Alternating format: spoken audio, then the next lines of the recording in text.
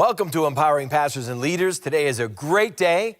We have snow on the ground here in the Northeast, and that brings us all inside. Why are we here? Because we want to learn.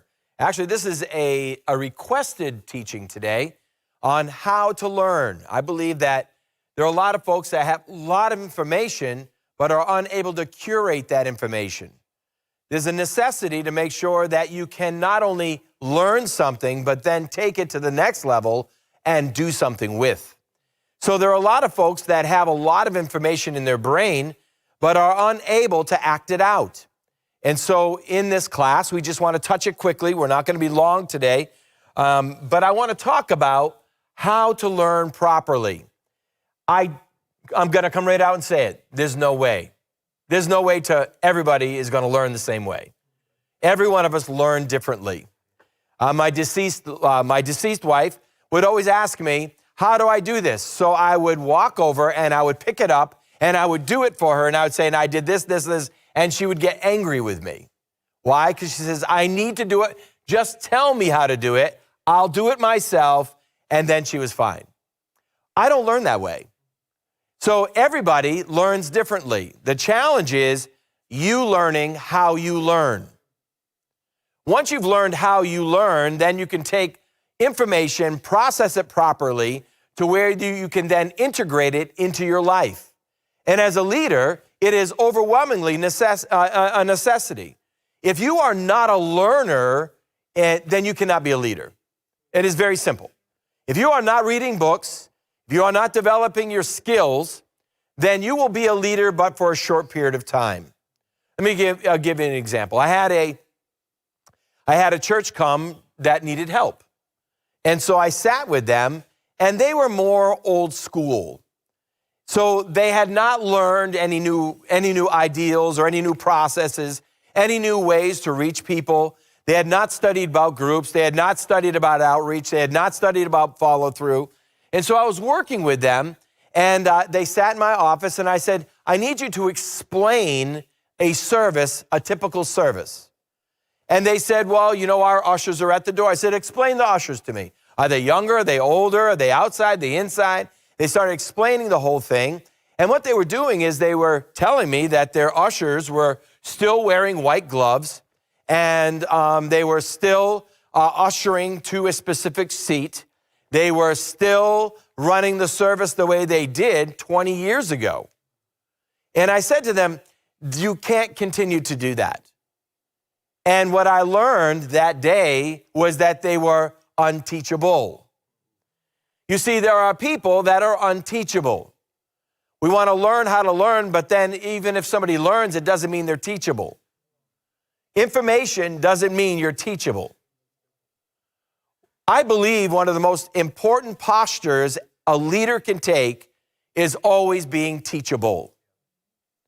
The day that we're unteachable, you know that pride has crept into your life. Pride says, I got this thing. I don't need anybody's help. I can do it myself. I'm smart enough. Fact is that nobody is smart enough. There is always a metamorphosis when it comes to information, a metamorphosis on how to execute the information. So when a leader comes to the place they're no longer teachable, they believe they know everything. In fact, I actually believe this. And I don't have proof on this, but I'll tell you what I believe. I believe that the older a true leader becomes, the more they recognize how little they know. That, to me, is a great leader. When you can sit in a service or in a teaching, and you sit back and you feel like, and no matter how many years you've been in, you realize, wow, I don't got a handle on this. That means you're actually in a better position than someone that says, I'm wasting my time. You are never wasting your time sitting in a training. Because there's always one thing you can pull. Now, my problem is when somebody comes to a teaching or a training or a coaching and they walk away with nothing, it means they are unteachable. When you can walk away with no nugget, it means that you're not attuned to grab one principle that if maybe you already knew it, yet have not applied it. There's always something you can glean from a training, a teaching, and a development. So when you can't or when you don't, it means that at heart, you're an unteachable individual. That's why when somebody says, oh, I'm not learning anything in this church. Well, in this church, yeah, I get a little irritated when somebody says that. But honestly, if you can come to a service, hear an entire sermon, and not get one thing by the Holy Spirit, you are unteachable.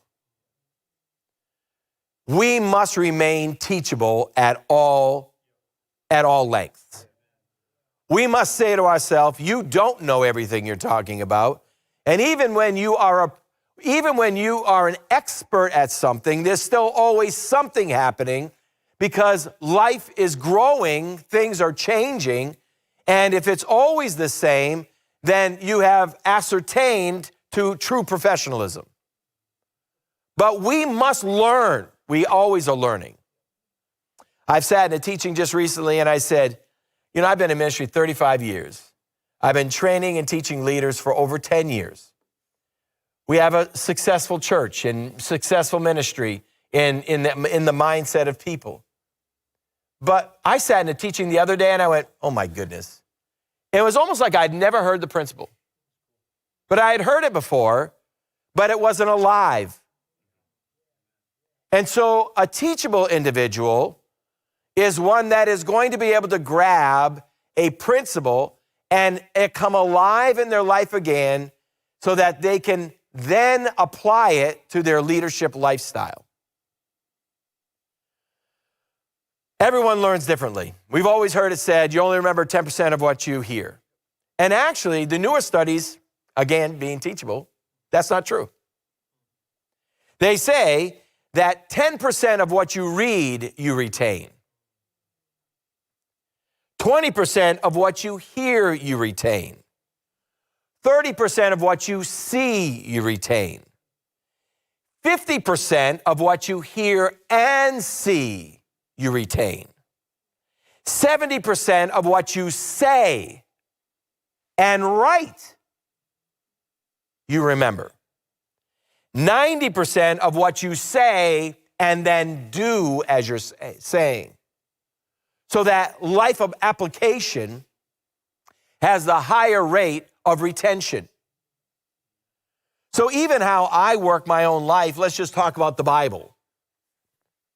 I've read the Bible, I don't know how many times, and one of the principles of learning is repetition. So what I like to do is I have a Bible here. I have this one Bible specifically because I bought it for the margins.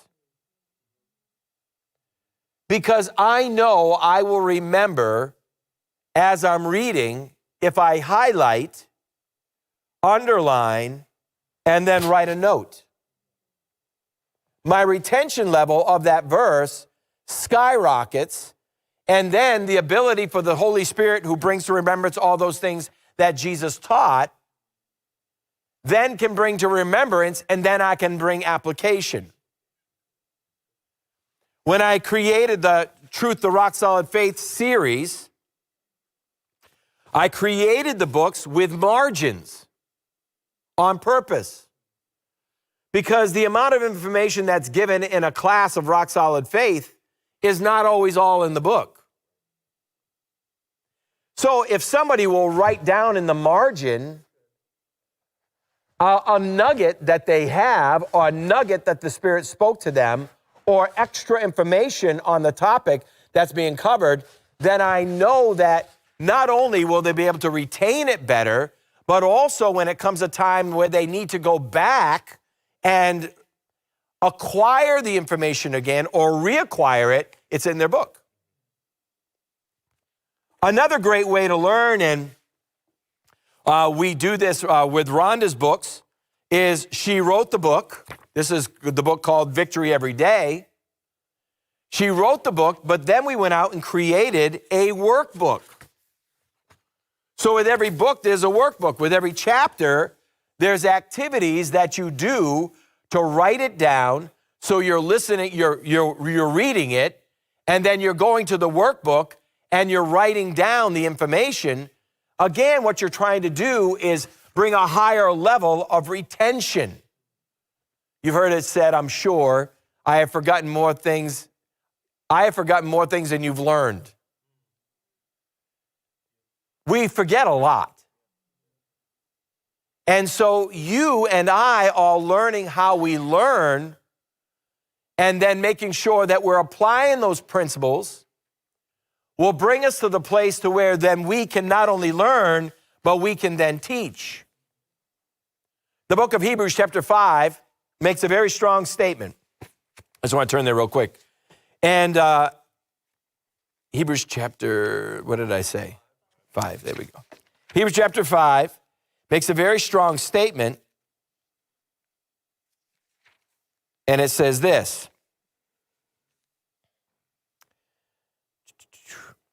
Verse 12. For though by this time you ought to be teachers, you need someone to teach you again the basic principles of the oracles of God. You need milk, not solid food. For everyone who lives on milk is unskilled in the word of righteousness, since he is a child. But solid food is for the mature, for those who have their powers of discernment trained by constant practice to distinguish good and evil. There is a practicing of the knowledge that you receive that will make sure that it is solidified within your heart and your mind, to where then you can apply it to where you then don't have to be taught, but then you can teach. In the body of Christ, we have a lot of people that have been in the gospel long enough, they should be teachers. But instead, they're still coming and hearing the same thing over and over again and never growing. Because teaching is one thing, application is another.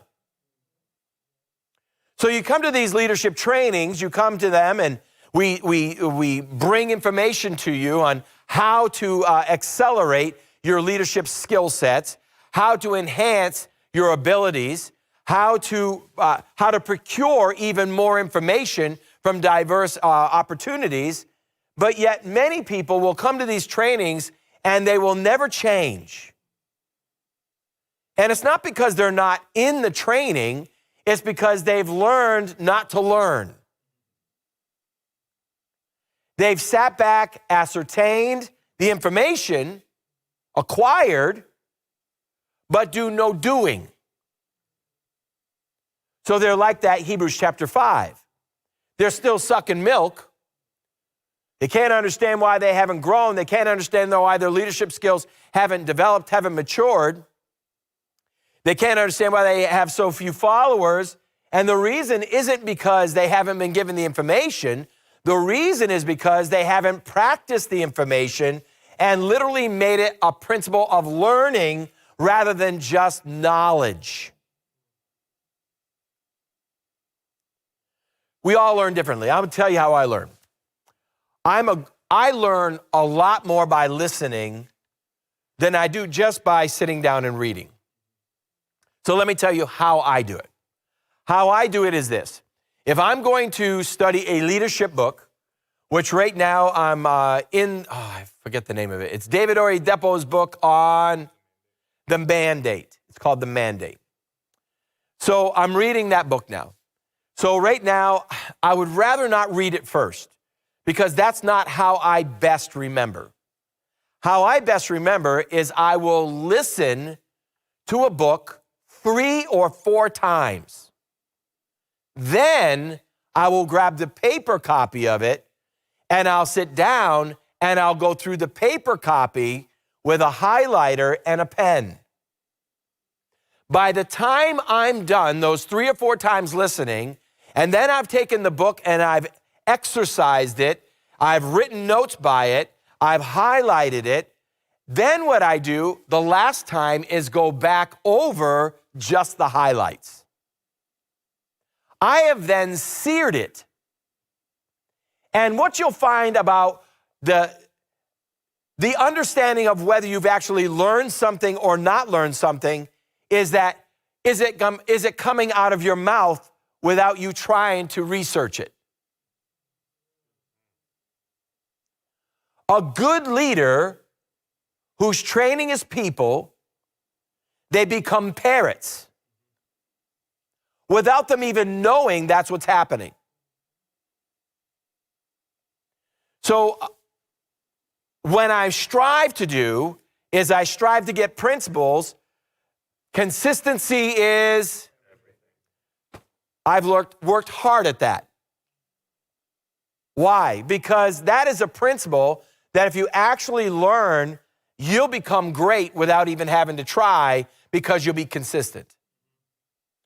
So if you repeated that back to me, that means I taught you something, and not only have I taught it, now it's at a place in a position where if the Holy Spirit needs it, he can revive it, fire it, and move you through it.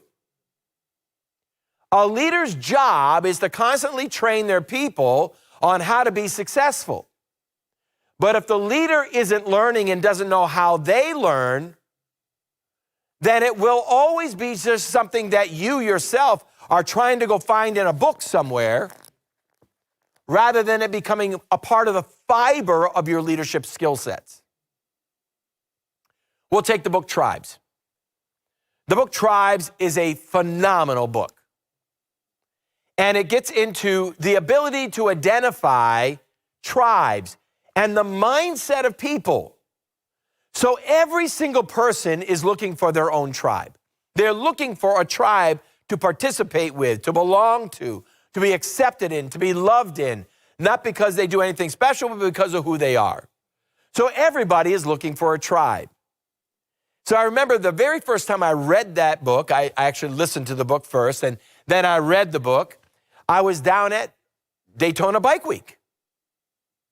And without even trying to resurrect the information, I sat on Main Street and watched the motorcycles go by and went, there's a tribe, there's a tribe, there's people riding road glides, there's people riding trikes. Look at that. There are 4 V10 motorcycles that just went by. Or, wow, did you see and I would just go through in my brain, it was more than just information. It now became part of the fiber of my thinking process because I actually learned it rather than just got information. It becomes what we call muscle memory. You want to learn to the place where you have muscle memory. I remember starting to play guitar. I don't remember how old I was. I think I was probably 9 or 10. And I remember going to my first lesson. What a painful lesson that was. Because I had a really not nice guitar. The fretboard was really high. The action was really high. And the strings were brand new. Therefore, they were just cutting. And I remember I didn't have any calluses, so I was hurting. But after a while, after continued practicing, I got calloused on my fingers. Then after a while, when I picked up a guitar, I would listen to a song, and I would just literally, my fingers would go to the notes, would grab the configurations without me saying, A. Okay, now go to D. Now go to F. Make sure you hit the 2 bottom. No, I had practiced enough. I had learned it enough through the principles of repetition to where now when I picked up a guitar, my fingers automatically went to that place. Now, it wasn't just guitar.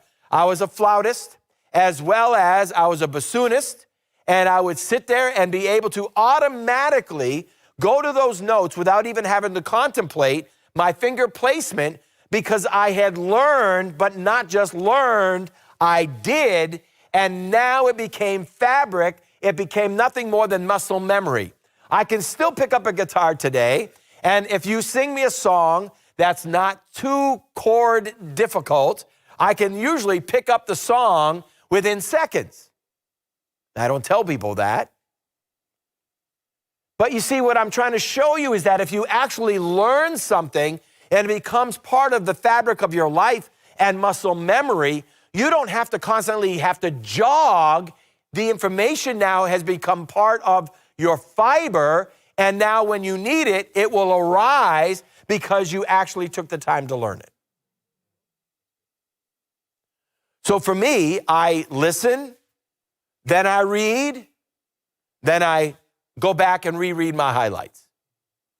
Some people are just straight doers.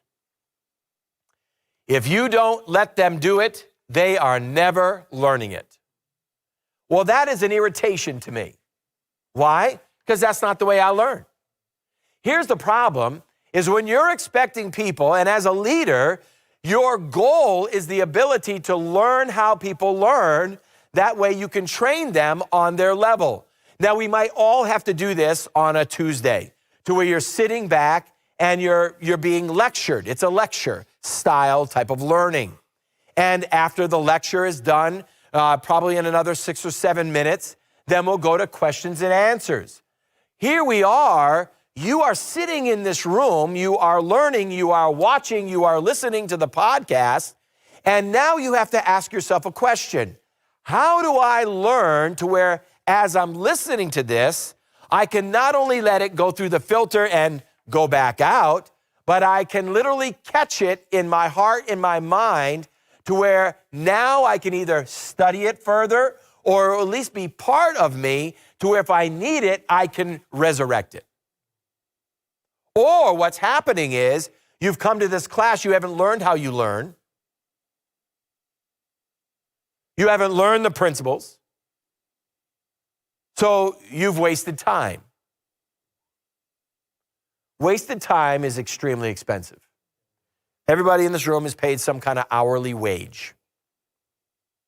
Some are paid more than others. That's nice. But guess what? It means nothing. Because the amount of time we waste doesn't compare to the amount of money you're paid. So we must arrest ourselves and ask ourselves with a clear understanding, how do I learn? And sadly enough, it's not usually taught in high school. It's not usually taught in college. You just kind of hopefully get it. Some people learn by writing, and some of you are taking notes. And in your notes, you're going to be able to reflect. And you will reflect. I do know this, that if you're seeing, I'm using hand gestures, and you're hearing, you have the ability to retain only 50% in this room. If you are not writing, then your retention level is probably in the vicinity of 20%. So that means you've taken an hour of your time and flushed 50 minutes of it.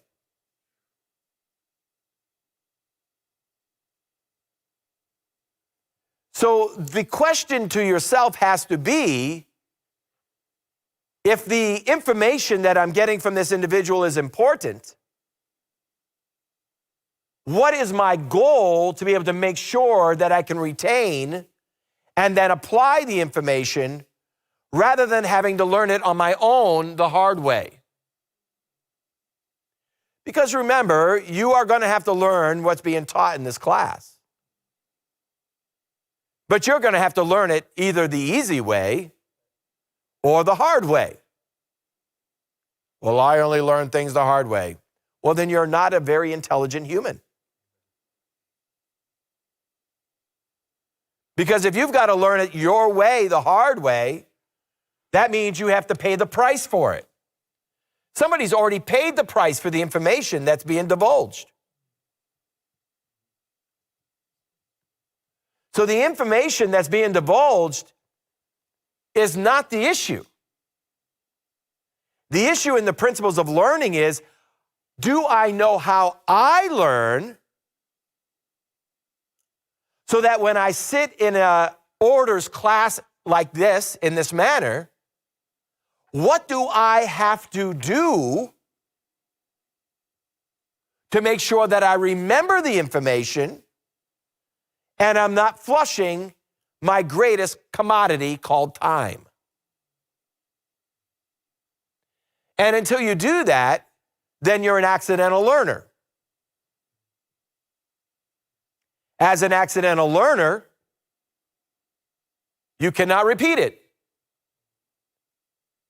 So you can sit in you could sit under a Zig Ziglar. You could sit under some of the greatest leaders on the entire planet. And you would retain no more than a Sunday school teacher, sitting under a Sunday school teacher who's never learned pedagogy. What a waste. So we've got to ask ourselves, how do I learn? Well, if you're a doer, then you know this. Number one, you have to write things down. And number two, you have to take one principle. Like I said, in true learning, if you can grab one principle from every single experience and then apply that principle, you will be a different human being. Many years ago, I said this, and it is again applicable. If you take out of 4 trainings of empowering pastors and leaders a month, if you can get one principle of leadership that you apply to your life, in 1 year, you have applied 12 principles. You will not be the same human being. I'm not talking like every single week you get 10 principles. No. One principle once a month for 1 year, you will not be the same person.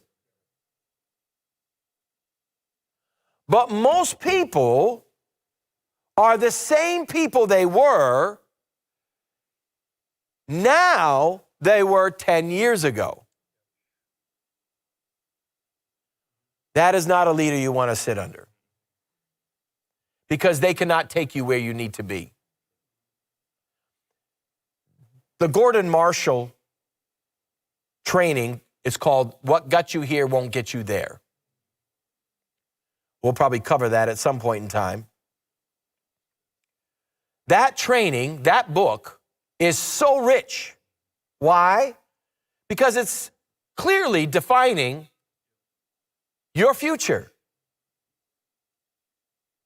You are supposed to have a future. Your present is to be built to handle your future. The only way to handle your future is in your now to have the skills matured to where you can carry more weight in leadership down the road. So many will never be who they're called to be because they've not learned the principles that they were supposed to learn in this season. And they haven't learned it, not because they're not sincere, not because they're not genuine, but because they've never learned how they learn. So therefore, they have had principles in their hand that would empower them to go to the next level, but they never lay hold of them and then apply them. So therefore, now when they need them, they're not there. Then they got to learn themselves, which will take them 1 step forward, 2 steps back. Extra bumps on their head that they shouldn't have to have. So learning is so powerful. When I was in Bible school, I wanted to learn the New Testament. And I wanted to see all the stories of Jesus together. I wanted to see, it's called the parallel, it's called the It's the Gospels. What are they called when they're together? Synoptic Gospels. So what I did was I took a binder. This is what I did for an entire 6 months. And I have it in the other room to prove it. I took Matthew, Mark, Luke, and John, and I wrote them out by my hand in order, chronological. So I took a chronological Bible and I wrote down every verse by hand for the Synoptic Gospels. And I watched they correlate. Because I wanted to be able to see, this is what I was studying, how did Jesus act and react in every situation? That's what I was studying. So when I wrote those things down, I remember getting to my ordination, and they were asking me questions, doctrinal questions. And with every doctrinal question, I would retort at least 3 or 4 verses. And their statement to me when I was done was, Brother Spencer, you know the Bible.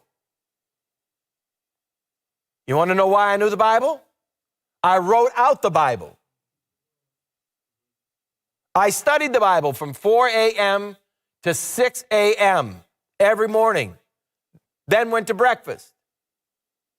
When I got done classes from 3 to 5, I wrote out the Bible. I was studying the book of Proverbs as well. I wrote out the Bible by hand for 2 hours. You don't get what you don't deposit. Watch. But even if you deposit, but don't remember what bank it's in, you can't use the money. So you have to remember where your key is. The key is how you learn. How do you learn? How do you do it? What do you have to do to take information and sear it in your brain? Sear it to where it's applicable in an everyday life scenario. How do you do that? And until you learn you are just an accidental learner. But when you learn you, every training session, there's at least one principle you can glean. 12 in a year, and you'll be a different human being. Remember, you're the same person, except for the books you read, the tapes let me see, it's not even tapes anymore. Podcasts you listen to, and conferences you go to. You're the same person. And this is the issue with that church. I looked at them and I said, you got to get rid of the white gloves. You've got to change how you do this, this, and this. And the statement was, no, thank you. And today, if there is a church there, which I don't believe there is. If there is a church, it's still the same size. Because until you learn and use it, you can't move forward. Thank you very much for watching. I would love the opportunity, if you're watching online and you're a pastor, to be able to come and help you build God's kingdom. I love that. That is my meat, that is my food, and I believe it is my gift. So if you would like to do that, you can go to my website, michealspencerministries.com, and see all that we have to offer for you, your church, and really for you. And if you and I are changed, then our churches are changed because they receive from us. So thank you for watching today. Thank you for tuning in to Empowering Pastors and Leaders with Dr. Micheal Spencer. If you're looking for helpful, life-changing, and empowering resources, Dr. Micheal Spencer's books are available here. Just click on the link below and get your copies today. Don't wait. These resources will bring about the change and success you've been looking for. If you'd like to know more about empowering pastors and leaders, please visit michealspencerministries.com. Also, if you'd like to become a partner with Empowering Pastors and Leaders, sign up online for the opportunity to do so. Thank you in advance for your financial support to help us reach into the U.S., Canada, Mexico, and Africa, and the different parts of the world. Empowering Pastors and Leaders will equip you to transform your personal life, ministry, or business to become the best leader God designed for you to be. Invest in yourself today and be the most effective leader you've ever been.